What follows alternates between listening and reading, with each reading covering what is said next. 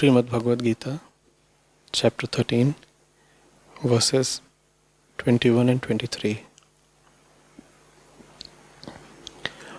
Purush seated in Prakriti experiences the Gunas born of Prakriti. The reason of his birth in good and evil womb is his attachment to the Gunas. He who knows thus the Purush and the Prakriti together with the Gunas, whatever his life, is not born again. Question: what does it mean to take birth in a good or an evil womb? Also, it is said here that the one who knows Purush and Prakriti together with the Gunas is not born again. Please explain, what does it really mean to know Purush and Prakriti? We are talking of chapter 13, Kshetragya Vibhag Yoga. It's important to put a few things in perspective.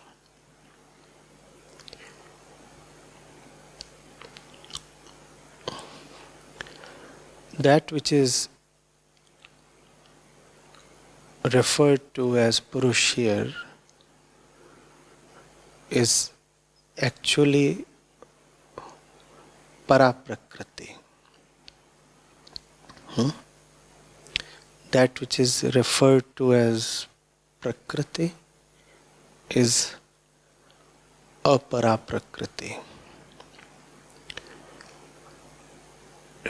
The gross elements of Prakriti are all called Apara-Prakriti.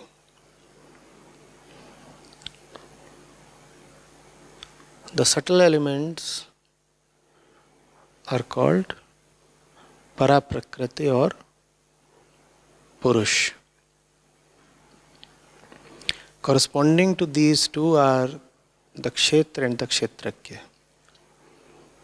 Apara-Prakriti is the Kshetra. Para-Prakriti is Kshetragya. So the Kshetra and the Kshetragya both actually belong in the domain of Prakriti itself. Kshetra is the scene, the object. Kshetragya is the seer, the subject. And then there is Atma or Krishna or truth, the witness. So there is the scene, there is the seer, and then there is the witness. The scene and the seer both belong in the dimension of Prakriti. Drishya and Drishta. Drishya is Apara-Prakriti. Drishta is Para-Prakriti. Drishya is Kshetra. Drashta, the observer, the subject, is Kshetragya. So, there must be no confusion on this count. Now, what does it mean to take birth in a good or an evil womb? You see, we are conditioned since birth, aren't we? So, as we are born, then relative to the situations of the time,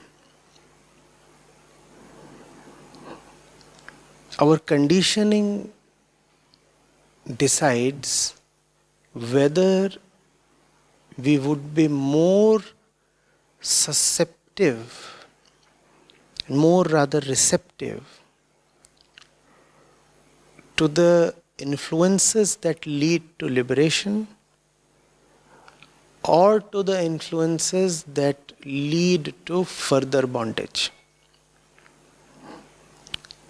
The child is very susceptible, no? That susceptibility has taken birth. But each child, even at the moment of birth, is different from the other. We know that. That's our experience. And each child is born in a particular age, in a particular home, in a particular milieu, in a particular context. So it's not as if the womb is good or evil, as if the newly born child is good or evil. It's just that the particular personal conditioning of the child might be such that, with respect to the prevailing familial and social conditions, he might be more vulnerable to evil influences. So it's not that the womb is evil.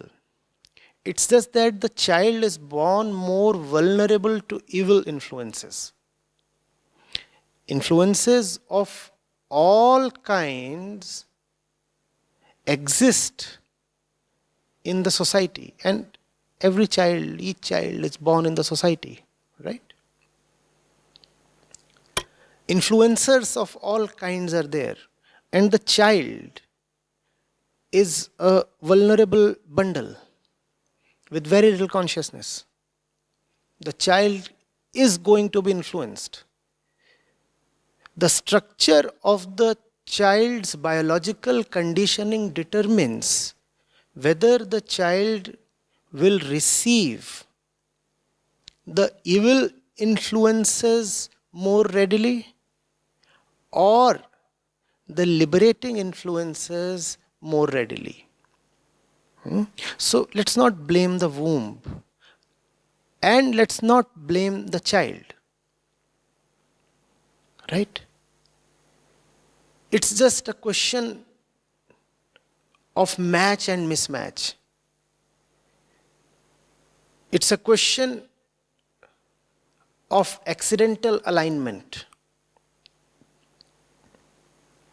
A child born in a particular epoch, in a particular country, in a particular environment, might find the situations around him or her to be very helpful in terms of his inner development. The same child, if hypothetically were to be born in another age or another place, might find the conditions quite adverse to his inner development. So it's a question of the child's relative compatibility with the various influences around him. Are you getting it? That's what. These fundamental principles must be remembered.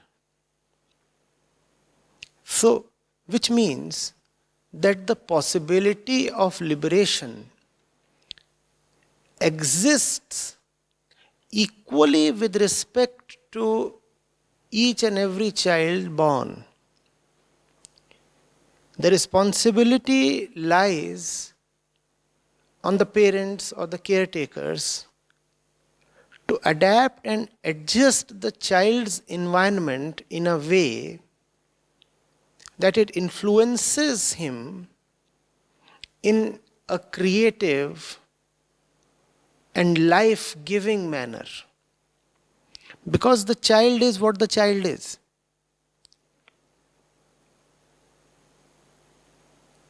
The hardware is born. You cannot just simply wish his biological tendencies, his inner biological structure, the entire genetic coding to go away. The child has been born in a particular way. The child is there. Now it's upon the guardians to realize what the particular configuration of the child's fundamental conditioning is, and then accordingly provide him an environment that facilitates his inner growth. If the guardians do that, then the guardians are great. If the guardians do not do that, then the guardians are evil. So it's not that the mother has a good or an evil womb. No, the womb is not good or evil. What the mother does after the child is born might indeed be virtuous or evil. And you cannot blame the mother or the father for passing on certain kinds of genes or chromosomes to the kid. In that regard, they are quite helpless. Even the most learned of guardians cannot really alter their genes. So the child will be born in a particular genetic way. The mother and the father can't help that. But once the child is born, then if the parents fail or abdicate their responsibility, then indeed they are evil. And if the parents fulfill their responsibility, then they are good or virtuous. So this verse has to be understood in that regard. Are you getting it? It's only in context of the prevailing situations at home and in the society can you call a freshly born child as good or evil. It's like this, you see.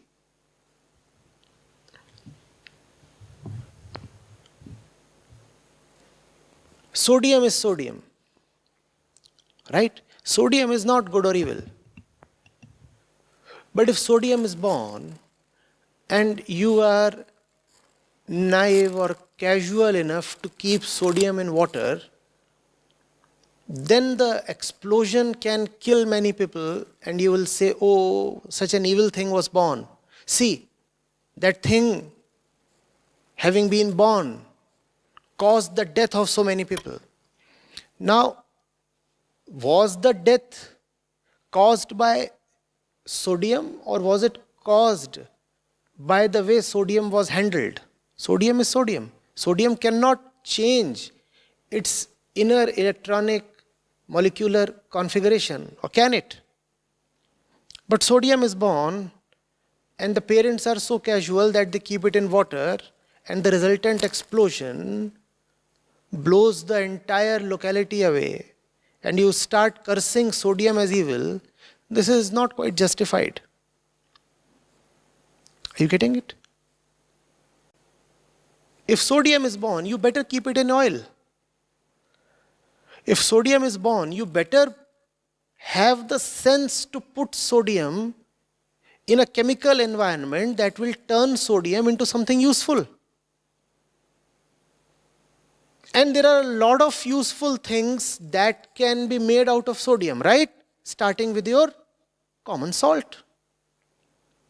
There is so much life-giving that sodium can amount to. But you must first of all have the sense to give sodium the right environment. If you do not give sodium the right environment, then I do not know how you can call sodium as evil. And every child is born a different element, believe me. And there is no element that cannot be evil in a particular way. Treated wrongly, even the most inert and benign of elements can turn out to be evil. And treated properly, even the most reactive and volatile of elements can prove to be a blessing to the world. It depends on the handling. So, kindly do not read this verse to literally mean that one particular mother has an evil womb and the other one has some kind of a sacred womb. No, it's not that way. Wombs are wombs. And every child is unique. Just as you have so many different elements. Similarly, you could imagine that every new child born is some kind of a combination of different elements, a pretty unique combination. We know that, obviously. We have that in our experience. No two kids are the same. Even twins are not the same. Even twins are not the same. The parents must have the maturity, the spirituality, the sense to know how to treat sodium in a way that will turn sodium into something very valuable. Instead, what we often have is very naive and ignorant parents. If sodium is born, they will put it in water. Then the younger brother comes, his name is potassium. They turn it into potassium cyanide. So, and then they say, oh, what to do? Such evil things are dropping from the heavens in our house. No, nothing evil is coming particularly to you. You are mishandling everything. Getting it?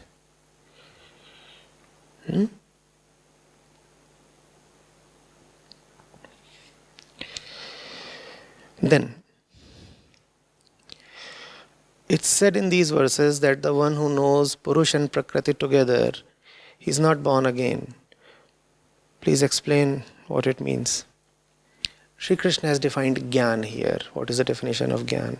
Krishna says, to know Kshetra and Kshetragya together is called Gyan. Oh, such a succinct definition. You know wisdom where it is by its precision.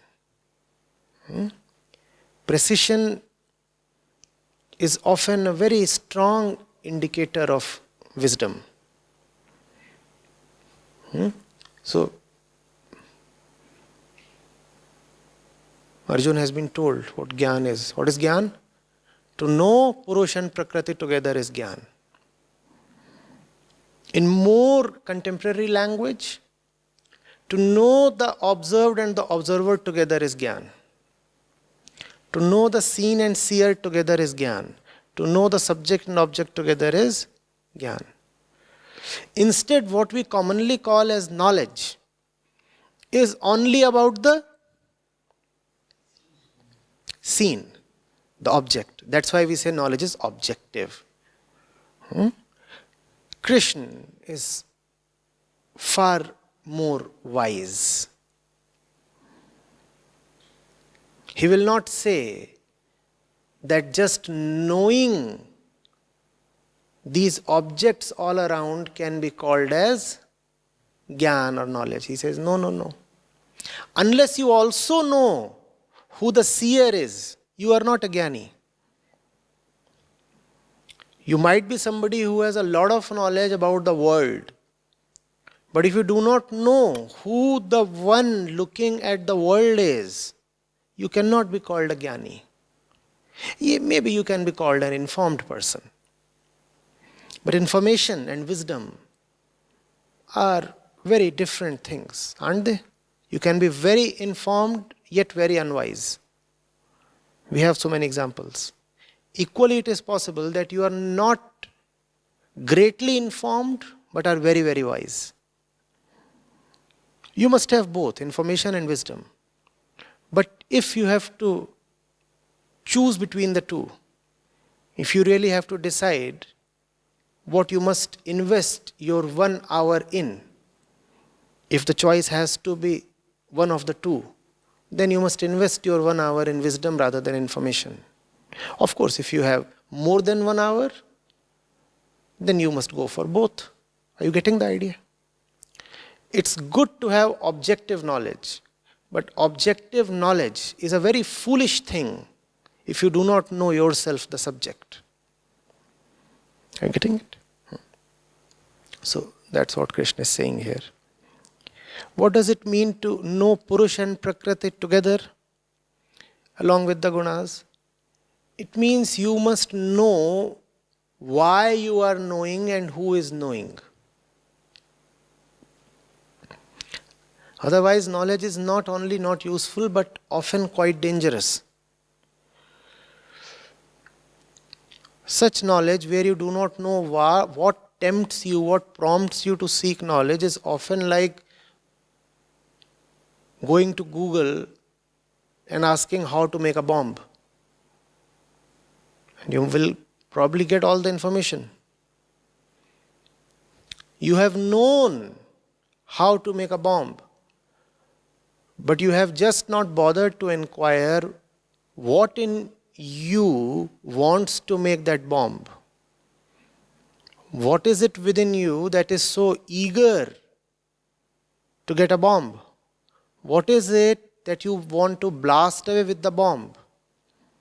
From where does the destructiveness and the hatred within you come that you are not bothered to ask? That's not what you are Googling for. You just Googled how to make a bomb. You didn't Google, why the hell do I want to make a bomb? Did you Google that? That's what Krishna is saying here.